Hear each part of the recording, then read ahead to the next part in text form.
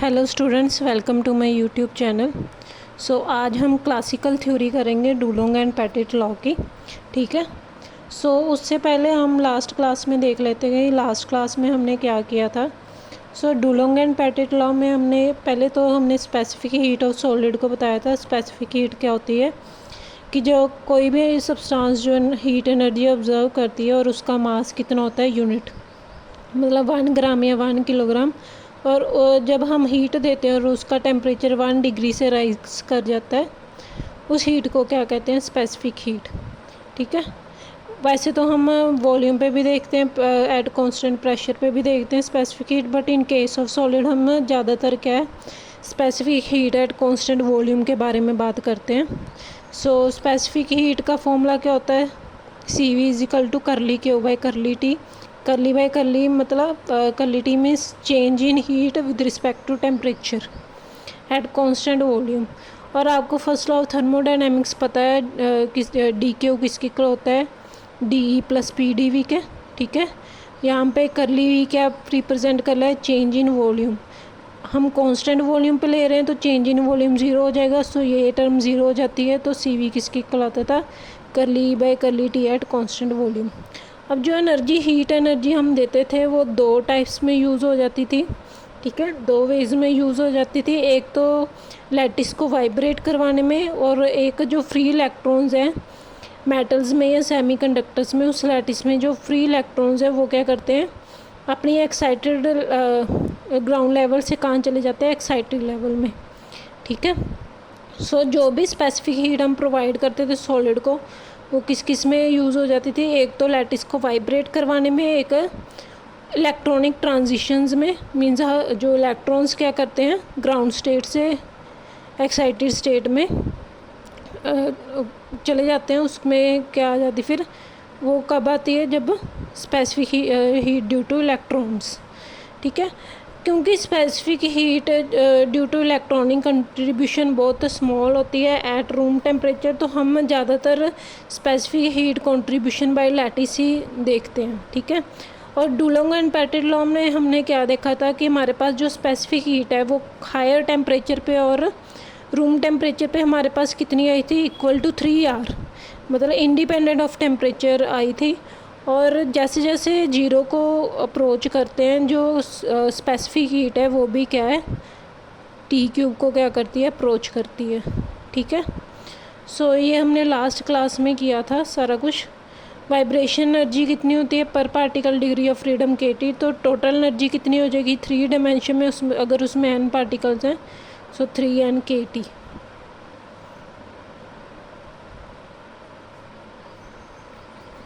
Okay जी। So आपके पास specific heat at constant volume कितनी आ जाती थी at higher temperature? 3n K। ठीक है। It is independent of temperature, और n K को R लिख सकते हैं। कितनी आती थी? 24.9 जूल पर मोल पर केल्विन। ठीक है। और कैलोरीज में कितनी आती है?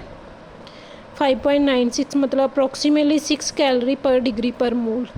अभी हम क्लासिकल थ्योरी देखेंगे डुलोंग एंड पेटिट लॉ की। देखो क्लासिकल थ्योरी में क्या है, डुलोंग एंड पेटिट लॉ ने क्लासिकल थ्योरी दी थी। ठीक है। उसमें उसने कुछ अजम्पशंस ली थी एटम्स के बारे में, जो हम इसमें देखेंगे और इसका रिज़ल्ट भी प्रूव करेंगे। Classical theory of Dulong and Petit law में हम क्या अज्यूम करते हैं कि आपके पास क्या है, सॉलिड है। सॉलिड में जो भी एटम्स हैं वो क्या करते हैं? फ्रीली वाइब्रेट करते हैं अपनी मीन पोजीशन के अबाउट। सपोज ये सॉलिड है हमारे पास, ये क्या करता है? अपनी मीन पोजीशन के अबाउट फ्रीली वाइब्रेट करता है, और इसको क्या मान लेते हैं हम? Atomic oscillator. अजम्पशंस क्या हैं क्लासिकल थ्योरी की? कि हर एक जो एटम है वो एक क्लासिकल 3D हार्मोनिक ऑसिलेटर की तरह एक्ट करता है। ठीक है। जो हर एक एटम है लैटिस में, वो कैसे बिहेव करता है कि वो एक क्लासिकल 3D हार्मोनिक ऑसिलेटर है। Atoms vibrate independently of all other atoms in the crystal. ये जो एटम्स हैं वे एक दूसरे से इंडिपेंडेंटली वाइब्रेट करते हैं। इनका जो वाइब्रेशन का इफ़ेक्ट है वो एक दूसरे पे नहीं है। और कैसे एक्ट करते हैं ये? इंडिपेंडेंट क्लासिकल हार्मोनिक ऑसिलेटर की तरह। एनर्जी जो है हर एक ये एटम जो है क्लासिकल हार्मोनिक ऑसिलेटर है, इसकी एनर्जी क्या है, कॉन्टीन्यूस। आप देखोगे ये एनर्जी कॉन्टीन्यूस है। जैसे हम डेरिवेशन करेंगे वहाँ पे हम इंटीग्रेशन करेंगे, ठीक है। सो ये जो एनर्जी है हर एक एटम की वो क्या है, कॉन्टीन्यूस एनर्जी है, डिस्क्रीट नहीं है, कॉन्टीन्यूस है। सो हमने स्पेसिफिक हीट फाइंड करनी है, तो स्पेसिफिक हीट या हीट कैपेसिटी फाइंड करनी है।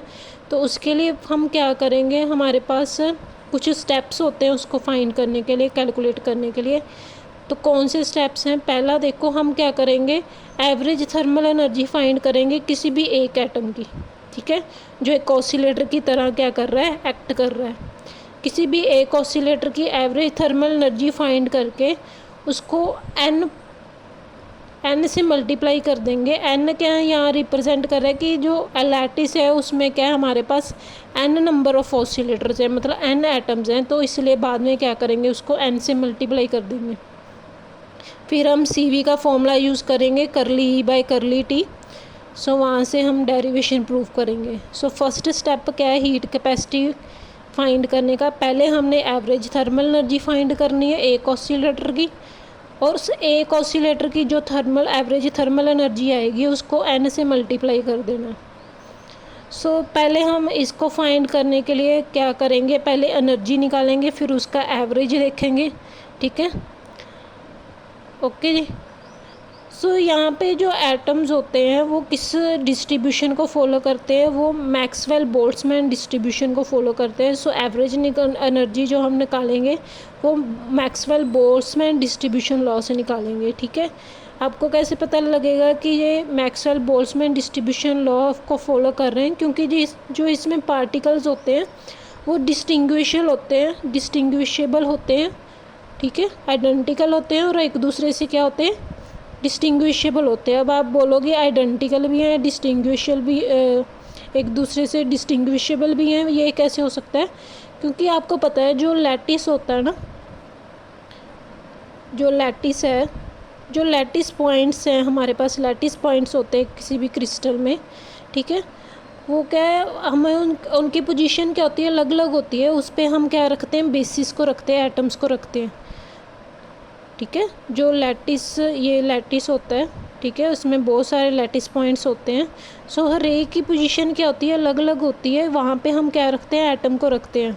एटम तो आइडेंटिकल है, सेम है, बट जो लैटिस की पोजीशन है वो क्या है, डिफरेंट है, जिससे हम उनकी पोजीशन से, लैटिस की पोजीशन से हम क्या है, एटम्स को डिस्टिंग्विश कर पाते हैं, ठीक है। सो यहाँ पे कौन सा लॉ हम लगाएंगे एवरेजिंग निकालने के लिए, मैक्सवेल बोल्ट्जमैन डिस्ट्रीब्यूशन लॉ। सो पहले हम एनर्जी देख लेते हैं। कोई भी हमारे पास 3 डायमेंशन हार्मोनिक ऑसिलेटर होता है जिसका मास m है और जिसकी एंगुलर फ्रीक्वेंसी कितनी है, ओमेगा नॉट, उसकी एनर्जी क्या होती है, एनर्जी किसका सम होती है, काइनेटिक एनर्जी और पोटेंशियल एनर्जी का। काइनेटिक एनर्जी देखो हमारे पास मोमेंटम किसके इक्वल होता है, एम वी के। काइनेटिक एनर्जी का फॉर्मूला क्या होता है, हाफ एम वी स्क्वायर। इसको m से मल्टीप्लाई कर दो, m से डिवाइड कर दो, सो ये क्या आ जाएगा, M square V square by 2m। M V क्या था हमारे पास, मोमेंटम, यहाँ पे क्या आ जाएगा, मोमेंटम का square by 2m। So kinetic energy क्या आ गई, मोमेंटम का square by 2m। Potential energy का फॉर्मूला आता है half M omega square X square, but 3 dimension में देख रहे हैं तो हमारे पास एक्स एक्सिस भी आएगी, वाई भी और जेड भी, क्योंकि जो एटम है वो तीनों एक्सिस में क्या कर रहा है, वाइब्रेट कर रहा है। एक्स के लॉन्ग भी वाइब्रेट कर रहा है, वाई के लॉन्ग भी वाइब्रेट कर रहा है, जेड के लॉन्ग भी वाइब्रेट कर रहा है, ठीक है। ऐसे ही जो दूसरा एटम होगा वो भी एक्स के लॉन्ग वाइब्रेट करेगा, वाई के लॉन्ग और जेड के लॉन्ग। सो हमारे पास क्या है, तीनों एक्सिस का सम का क्या आ जाएगा, तीनों एक्सिस के स्क्वायर का सम आ जाएगा, ठीक है।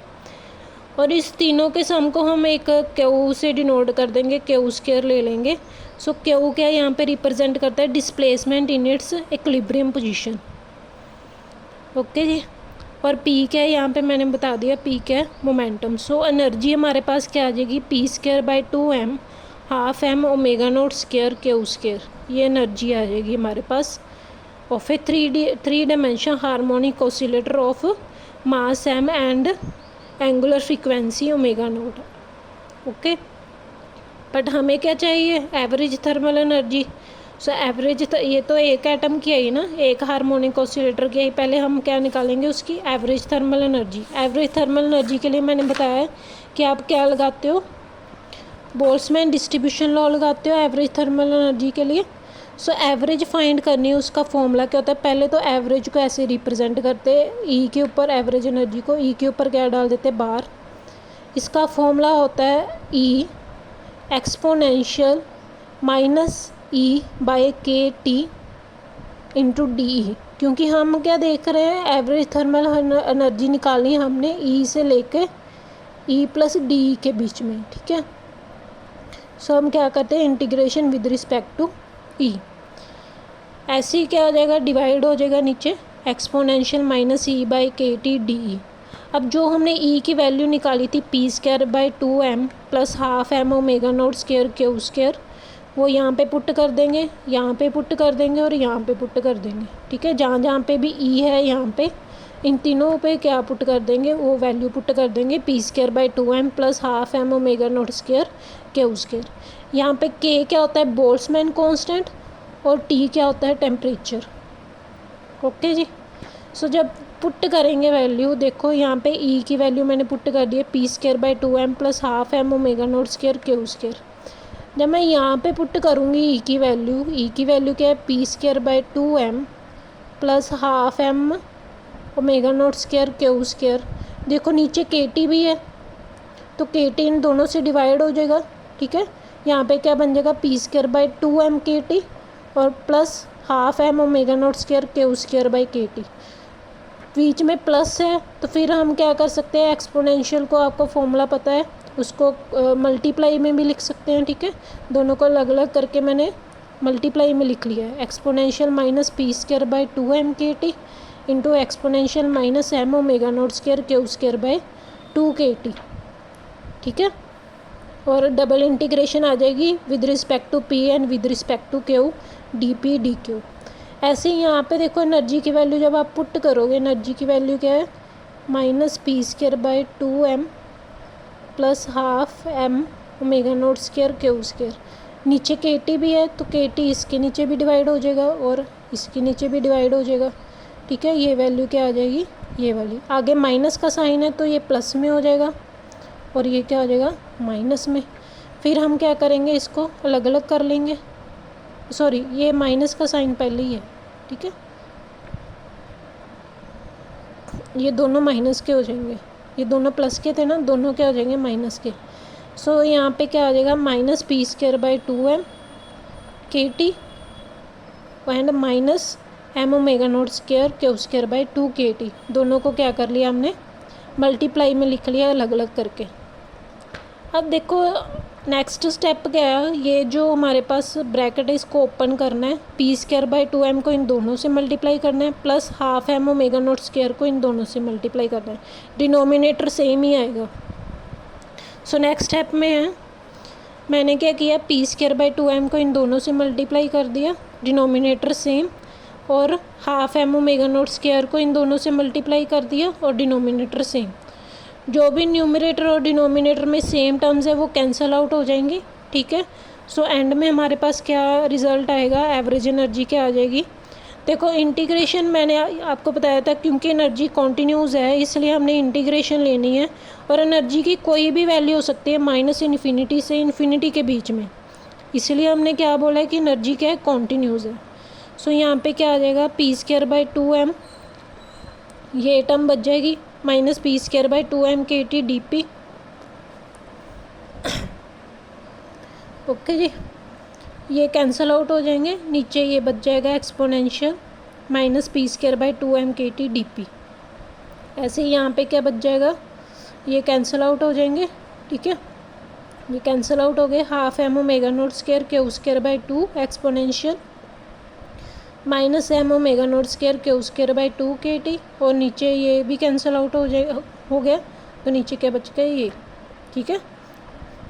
और इसमें भी क्या लेंगे, integration minus infinity to infinity. अब इसको सिंप्लीफाई करना है, सो स्टूडेंट्स हम क्या करेंगे, इसमें जो पी स्क्वायर बाई 2m के टी है उसकी वैल्यू फिल कर देंगे अल्फ़ा स्क्वायर, और m omega not square q square by 2 KT को क्या पुट कर देंगे, बीटा स्केयर। जो देखो KT है वो उधर जाके मल्टीप्लाई हो जाएगा, तो ये क्या बन जाएगा, अल्फ़ा स्केयर KT, और ये भी KT उधर जाके मल्टीप्लाई हो जाएगा, ये क्या बन जाएगा, बीटा स्केयर KT। सो जहाँ जहाँ पे भी आपके पास P square by 2m KT है वहाँ पे क्या पुट कर देना है, अल्फ़ा स्केयर। जहाँ पे पी स्केयर बाय 2m है वहाँ पे क्या आ जाएगा, alpha square KT। So P square by 2m की जगह क्या आ गया, अल्फ़ा स्केयर KT मैंने बाहर निकाल लिया, इसकी जगह क्या आ गया, अल्फ़ा स्केयर। ठीक है, exponential P square by 2m KT की वैल्यू क्या है, अल्फ़ा स्केयर, यहाँ पे मैंने पुट कर दिया अल्फ़ा स्केयर। ओके, और यहाँ पे देखो इसको क्या मैंने पुट किया है, बीटा स्केयर, इस वाली वैल्यू को। सो ये KT उधर जाके मल्टीप्लाई हो जाएगा, सो यहाँ पे क्या आ जाएगा, बीटा स्केयर KT। सो इसकी जगह क्या आ गया, बीटा स्केयर KT मैंने बाहर निकाल लिया। सो ये टर्म क्या बन गई, beta square exponential minus beta square D beta, और ये भी क्या बन गया, exponential minus beta square D beta. ठीक है, सो ये सिंपलीफाई करके एवरेज एनर्जी क्या आ गई है, इसकी इक्वल आ गई है। अब हमारे पास कुछ स्टैंडर्ड रिजल्ट्स होते हैं। ठीक है, एक्सपोनेंशियल के इंटीग्रेशन के स्टैंडर्ड रिजल्ट्स होते हैं, कौन कौन से देखो। यूजिंग स्टैंडर्ड इंटेग्रल्स, मैंने alpha square exponential minus alpha square d alpha को, इसकी वैल्यू क्या होती है, √π/2, और इसकी वैल्यू क्या होती है, exponential minus alpha square d alpha की integration minus infinity to infinity की वैल्यू होती है √π। सो जब मैंने ये वैल्यू पुट की, सो देखो यहाँ पे इसकी जगह क्या आ गया, √π/2, और इसकी जगह √π, इसकी जगह भी क्या आ गया, √π/2, और इसकी जगह √π। सो ये वैल्यू पुट की है। सो √π से √π कैंसिल हो जाएगा, यहाँ पे भी √π से √π कैंसिल, KT/2 प्लस KT/2 क्या आ जाएगा, KT। टोटल वाइब्रेशन एनर्जी क्या आ जाएगी हमारे पास, देखो हमारे पास मैंने बताया था जो भी एवरेज थर्मल एनर्जी आएगी उसको n से मल्टीप्लाई करेंगे। ठीक है, क्योंकि n एटम्स हैं, और 3 डायमेंशन में इसलिए 3 से भी मल्टीप्लाई करेंगे, मतलब हम किससे मल्टीप्लाई करेंगे, एवरेज थर्मल एनर्जी को 3n से। सो यहाँ पे क्या आ जाएगा, 3n KT। देखो स्टूडेंट्स, यहाँ पे जो ये क्रिस्टल है ना, 3D हार्मोनिक ऑसिलेटर जो है वो 3n 1 डायमेंशन हार्मोनिक ऑसिलेटर के इक्विवेलेंट है। इसका मतलब क्या है कि ये 3D हार्मोनिक ऑसिलेटर है, इसकी x एक्सिस है, y एक्सिस है, z एक्सिस है। ठीक है, ये किसके इक्विवेलेंट है, 3n 1 डायमेंशन हार्मोनिक ऑसिलेटर के। सपोज मैंने इसको एनर्जी दी है 18 जूल एनर्जी दी है, तो x एक्सिस के अलॉन्ग अगर इसकी एनर्जी है 6 जूल, y एक्सिस के अलॉन्ग इसकी एनर्जी है 6 जूल, तो z एक्सिस के अलॉन्ग भी इसकी कितनी आ गई, 6 जूल। मतलब टोटल कितनी एनर्जी है, 18 जूल एनर्जी दी है। ठीक है, so due to the equipartition of energy, ये हम किससे रिप्रेजेंट करते हैं कि हमारे पास क्या है, ये 3n 1D हार्मोनिक ऑसिलेटर की इक्वल है।